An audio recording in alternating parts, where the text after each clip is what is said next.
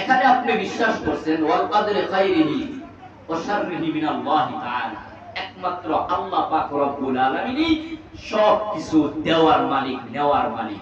আরেকজনের রিজিক আপনি খাইতে পারবেন না, আপনার রিজিকও অন্য কেউ খাইতে পারবেন না।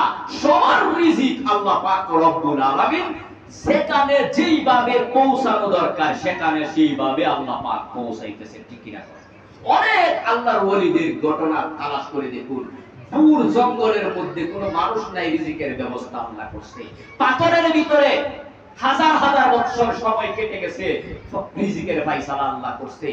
সমুদ্রের মধ্যে এমনও কিছু মাছ আছে টনে টন খাবার, প্রতিদিন 3 বেলা টনে টন খাবার লাগে, এদের ব্যবস্থা, খাবার রিজিকের ব্যবস্থা কে করছে?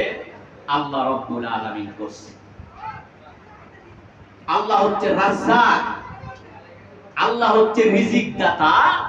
বান্দার কেন মাথা ব্যথা? কিন্তু এটাই সত্য, রিজিক দাতা আল্লাহ আমি মানি, ঠিক আছে, কিন্তু রিজিকের মাথা ব্যথা আমার সবচেয়ে বেশি, আছে না নাই? আমার সন্তান কি কাম, হ্যাঁ, 5টা বুলা ওই থাকবো কি খাইবো, তাদের জন্য, হ্যাঁ, আরেকজনের হক মাইরা এদের জন্য জমানোর চেষ্টায় আমরা আছি, আছে না নাই?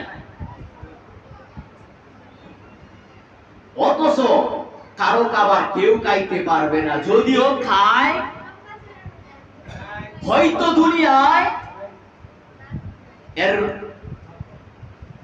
যাজা দিতে হবে, বদলা দিতে হবে, নতুবা আখেরাতে এর বদলা দিতে হবে।